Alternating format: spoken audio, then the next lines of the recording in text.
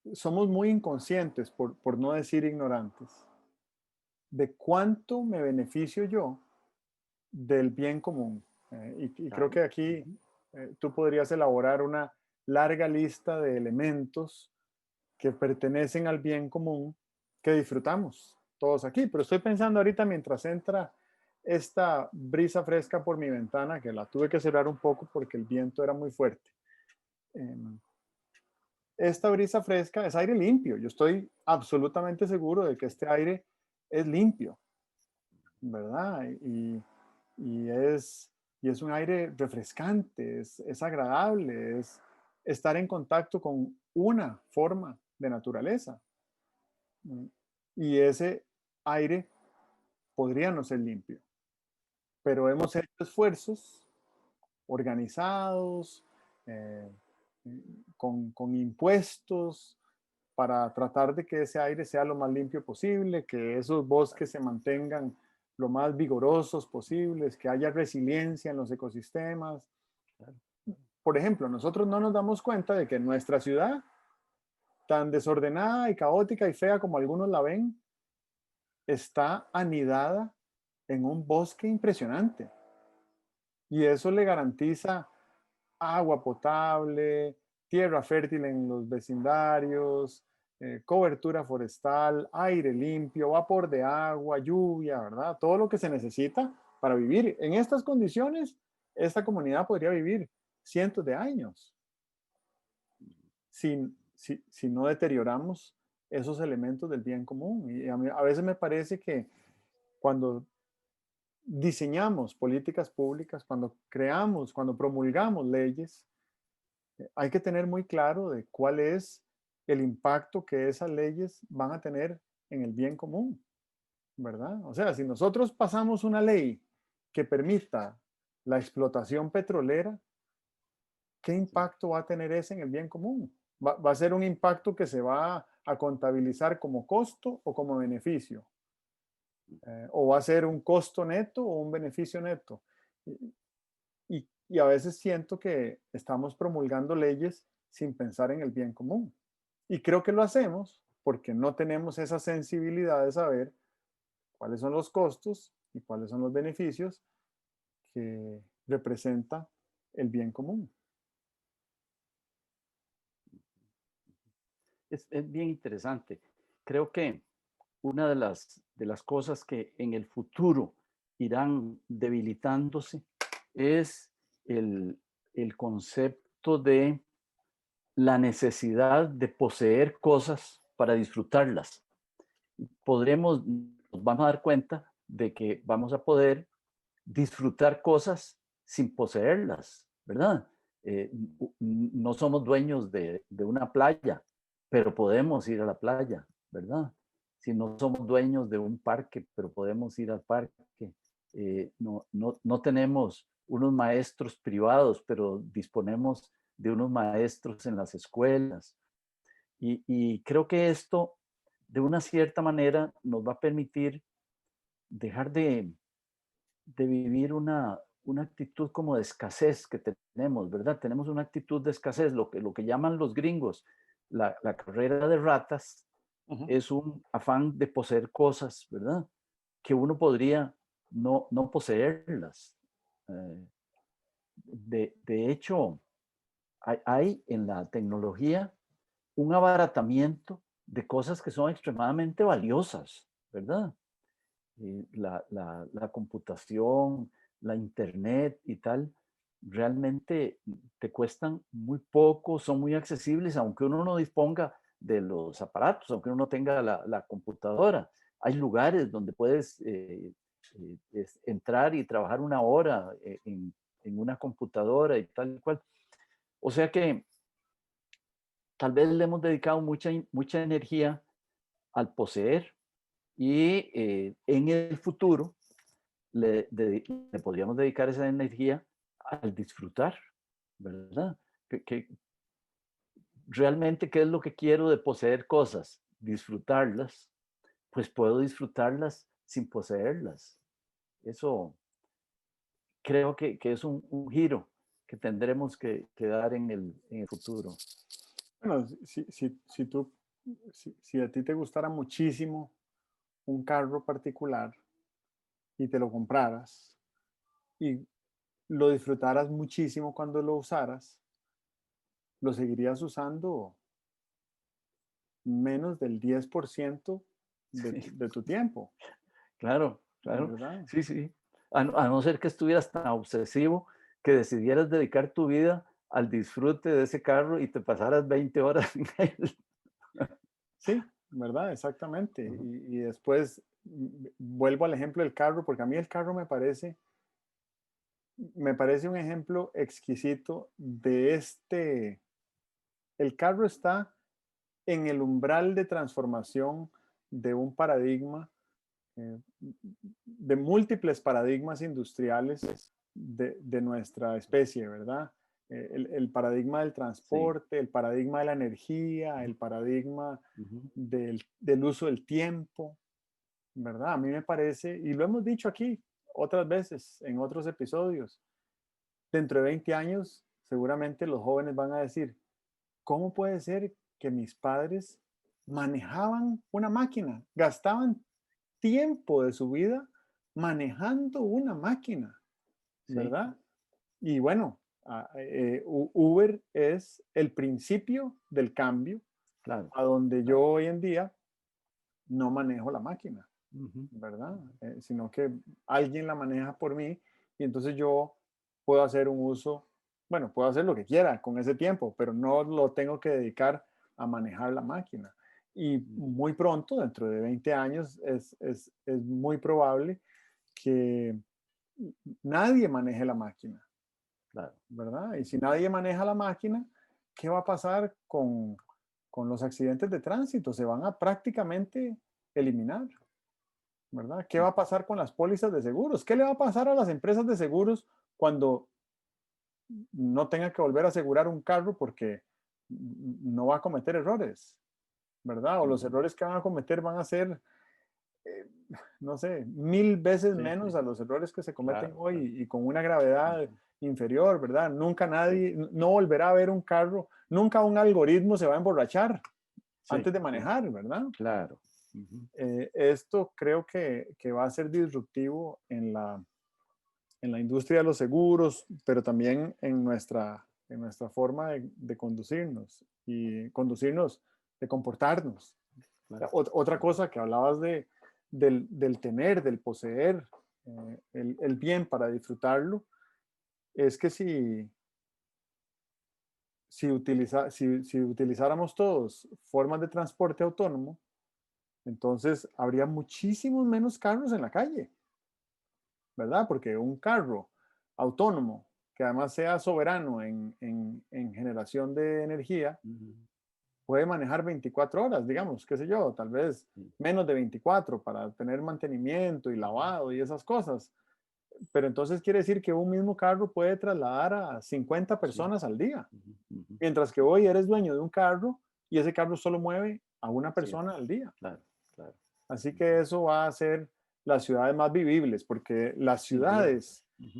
de la segunda mitad del siglo XX fueron diseñadas para el carro, Sí, no para el conductor, sino para el carro, ¿verdad? ciertamente. Y Sí. entonces tenemos que movernos hacia un diseño de ciudad para el ciudadano. ¿Y cuáles son las necesidades del ciudadano? Pues el ciudadano necesita desplazarse, comprar comida, trabajar, encontrarse con otros, disfrutar del aire, pararse debajo de una sombra, ¿verdad? Ese tipo de diseño urbano que es el diseño post-vehicular, no sé cómo llamarle. Ujú, Eso va a ser ujú, muy ujú. interesante porque ahí eh, yo siento que van a proliferar un montón de ideas que tienen como eje común el impactar positivamente el bien común. Claro, claro. Ujú. Sí, ahí no hay duda de que eh, vamos a tener que cambiar el paradigma de estimar el bienestar a partir del PIB per cápita, porque lo que vamos a tener que medir son una serie de satisfacciones que no se logran a través del mercado, no se logran con el dinero y que son, bueno, siendo bienes públicos, son, eh, no tienes, no tienes que pagar por su uso en ese momento, ¿verdad? Que haya en el camino a tu oficina un parque muy lindo, que lo atraviesas y lo disfrutas, pues eso no tienes que pagarlo para pasar por el parque, es un servicio público. Y sin embargo, es bienestar. Pero ahí yo creo que vamos a tener que primero tratar de sacar a la gente de la miopía de que hay más disfrute en una cerveza con ceviche que en una caminada por el parque, ¿verdad?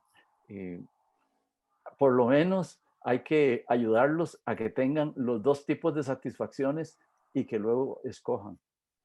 Claro, y ahí me parece que hay como diferentes niveles de lo que es disfrute, ¿verdad? Está el hedonismo, que es la satisfacción, la gratificación instantánea de placeres carnales.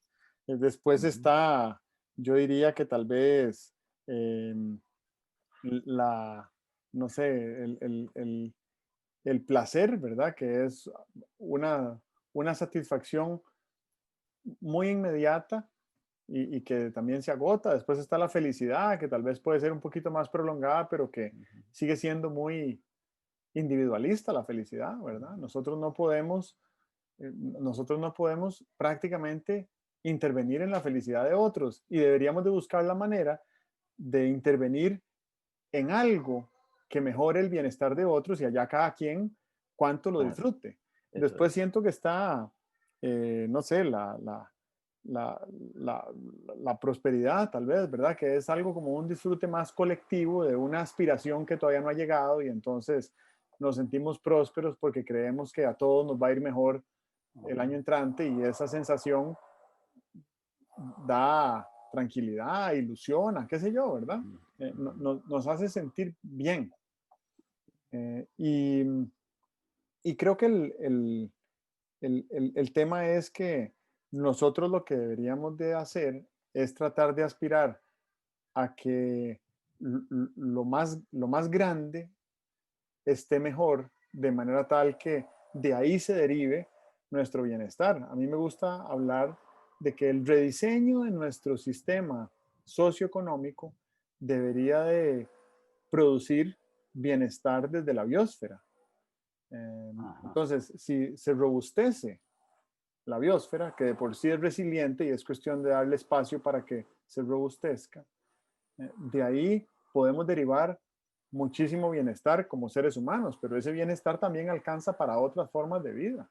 Y Claro. si eso lo queremos como paradigma para el futuro de la organización de la nación y del planeta, entonces también vamos a tener que buscar nuevos indicadores para medir esa producción de bienestar desde la biosfera. El PIB lamentablemente no nos sirve.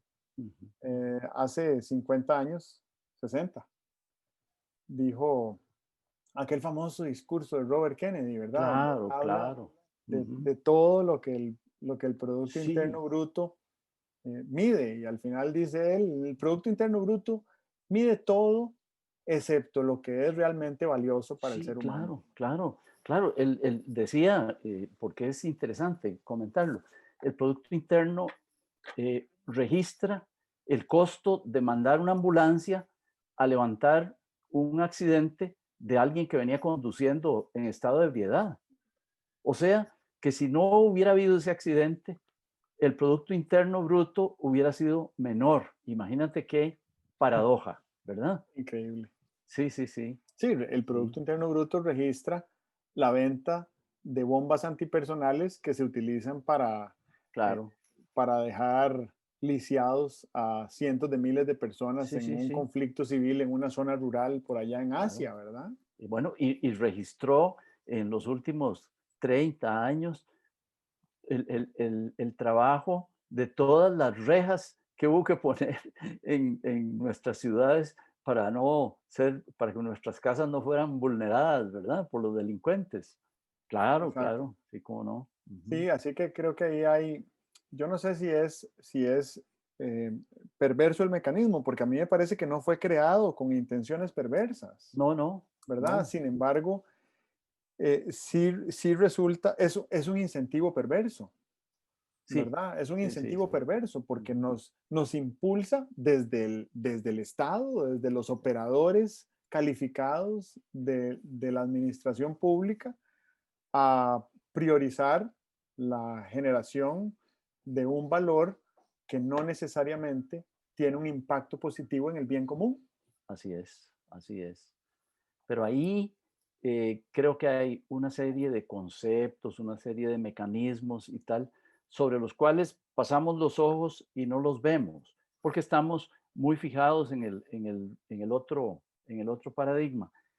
Y yo creo que una de las maneras de ir gestionando la nación es ir planteando estas preguntas fundamentales sobre con cuáles herramientas, con cuáles creencias, con cuáles aspiraciones queremos seguir caminando hacia el futuro. Y ese es un tema de la mayor importancia en materia educativa, no en las escuelas, en las familias, entre los amigos y tal.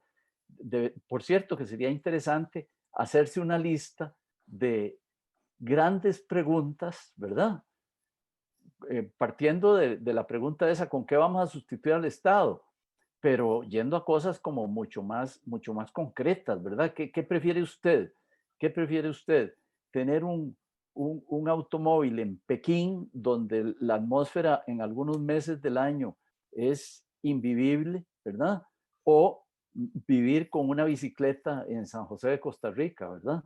Y plantear la pregunta más allá, o vivir con esa misma bicicleta en un San José de Costa Rica que fuera más amistoso con el ambiente. Claro, claro. Ujú. Yo siento que ese tipo de preguntas nos pueden ayudar a, a- a regenerar el alma del país, ¿verdad? Que ese es Claro, el tema del artículo. Ok, muy eso es. bien. Muy bien. Bueno, Buenísimo. me alegro mucho de conversar contigo. Igualmente. Ujú. Nos vemos a la próxima. Eso es. Bueno, Chao. chao. Dios.